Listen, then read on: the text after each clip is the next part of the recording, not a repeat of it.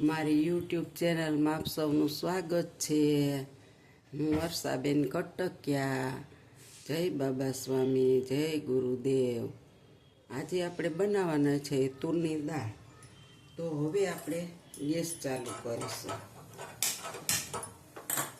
હવે આપણે કુકરમાં દાળનું પાણી મૂકીશું। હવે આપણે આને થોડીક વાર ઉકળવા દેશું। જો આપણે એક ડોયો તુરની દાળ લીધી છે અને હવે આ દાળને આપણે ગરમ પાણીએથી ધોવાનું પલાળી જરી।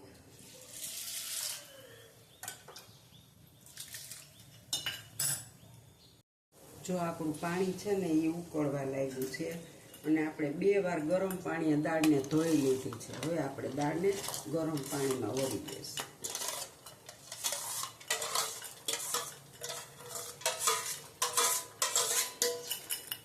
હવે આપણે કુકરનું ઢાંકણ બંધ કરી અને ચડવા દેશું। એને આવી રીતે બંધ કરી દેશું। હવે આપણું કુકર ઠરી ગયું છે તો આપણે એને ઉતારી લેશું। આપણી દાળ કેવી બફાઈ ગઈ એ જોઈ લઈએ આપણે।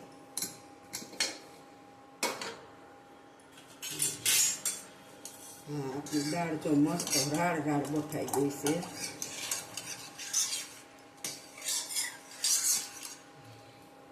તમે જોઈ શકો છો આપણી દાળ મસ્ત બફાઈ ગઈ છે। તો હવે આપણે થોડું ગરમ પાણી કરી લેવાનું છે। જો હવે આપણું છે ને ગરમ પાણી થઈ ગયું છે એ આપણે આની અંદર નાખી દઈશું।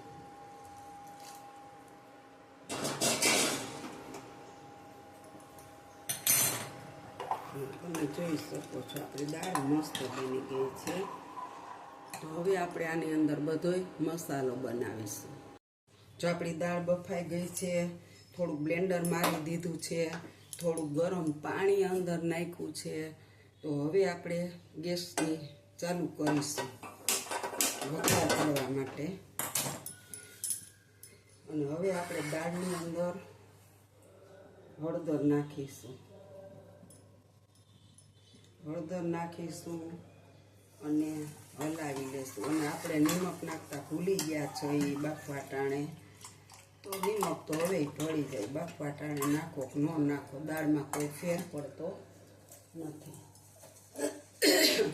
તો હવે આપણે દાળમાં નિમક નાખી દઈશું।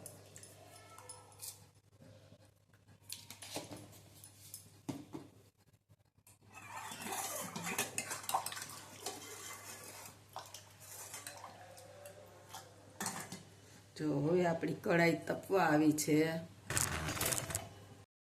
હવે આપણે આ દાળનું કુકર બાજુના ગેસ માથે ઊનું કરવા મૂકી દઈશું, ગરમ કરવા દાળને।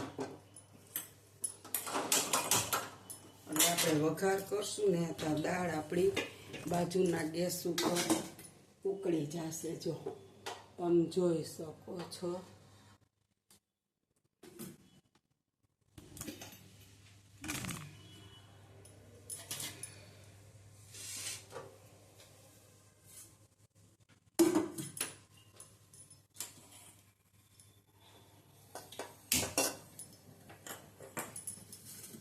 હવે આપણે કઢાઈમાં તેલ નાખીશું દાળ વઘારવા માટે।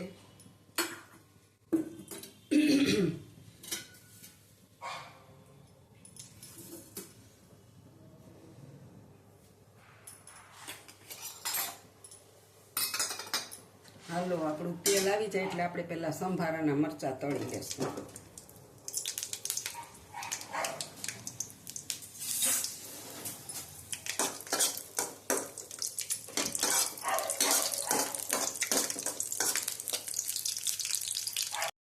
મરચાં તળાઈ ગયા હવે સંભારાના।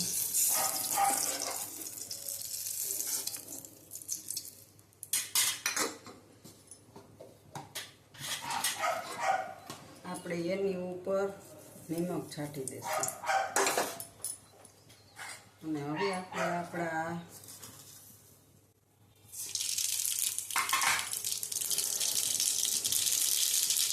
દાળ વઘારવામાં આપણે થોડું ઘી પણ નાખીશું, એટલે દાળ છે ને બહુ મસ્ત બને છે।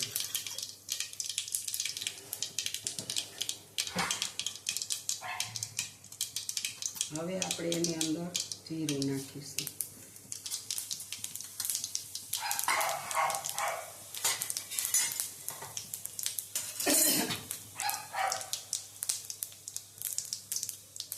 બે કળી પત્તા નાખી દેશું.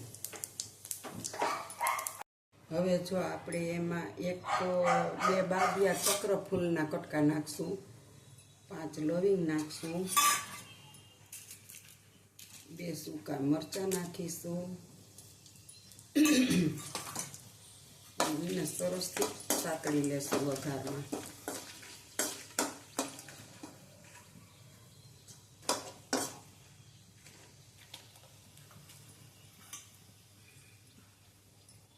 હવે આપણે કળી પત્તા નાખી દઈશું વઘારમાં.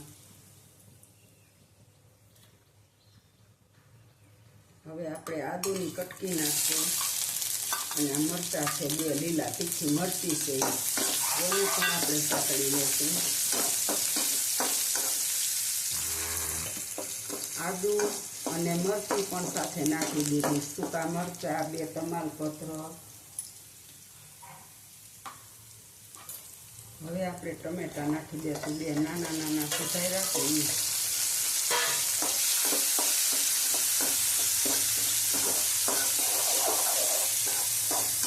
એને આપણે 2 મિનિટ ચડવા દઈશું. હવે જો આપણે આ વઘાર છે ને એની અંદર 1 ચમચી ચટણી પાવડર નાખીશું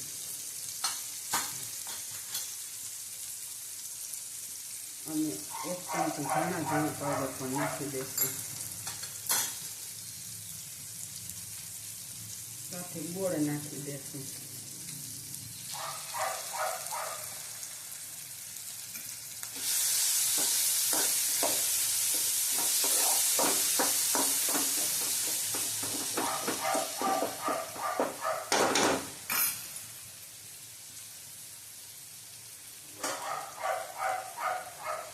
અને હવે આપણે દાળ ઉકળી ગઈ છે બાજુના ગેસ ઉપર, તો એને વઘારી દેશું.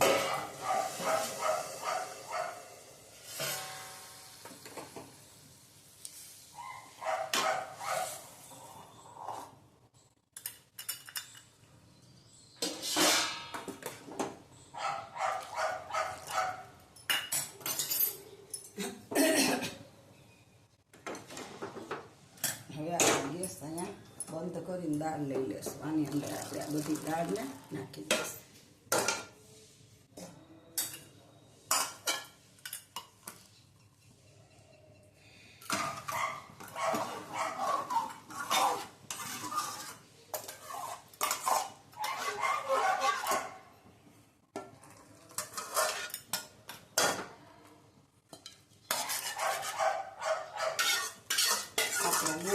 ચોટી ગયો હતો ને એટલે આપણે દાળ લઈને એને ઉછેરવો પડ્યો.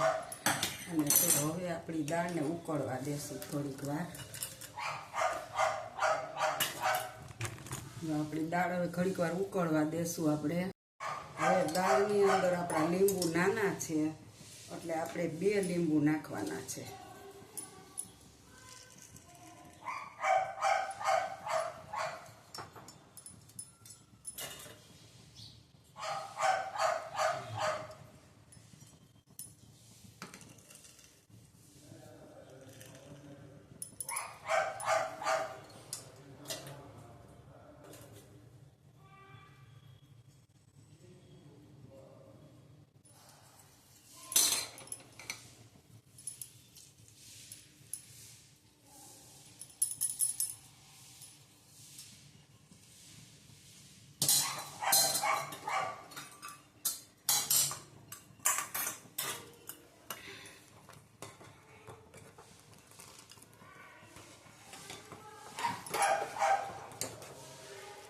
હવે આપણે દાળને એકવાર જરીક ચાખી જોશું કે આપણી દાળ કોઈ વસ્તુ ઘટે છે.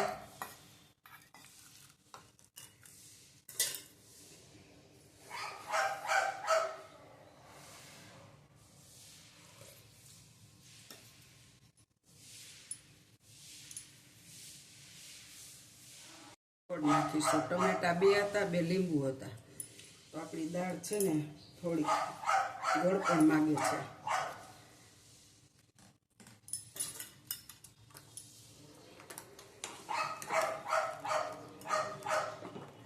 આપણી દાળ તો બની ગઈ છે, પણ હજી જમવા ટાણે આપણે ગરમ કરીશું એને. બહુ મસ્ત બની.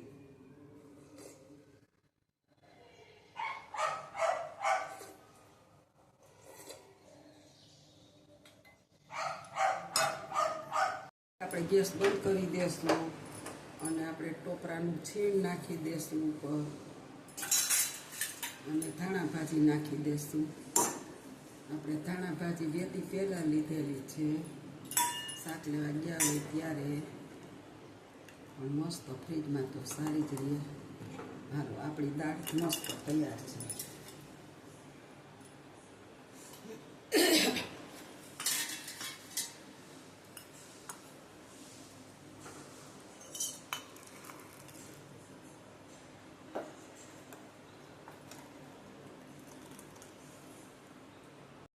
જો આપણા દાળ ભાત તૈયાર છે, તમે જોઈ શકો છો. હું નજીકથી બતાવું તમને કેટલા મસ્ત બન્યા છે. દાળ તો ખાવતા એમ થાય ભૂખી 2-3 વાટકા પીવી છે, એટલી મસ્ત દાળ બની છે.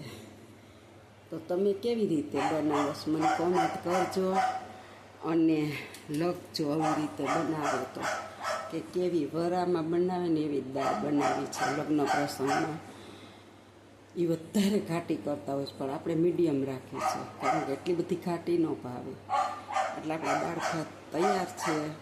જો મારી દાળની રેસીપી સારી લાગે તો લાઈક કરજો, શેર કરજો, બેલ લાઈક બટન દબાવવાનું ભૂલતા નહીં.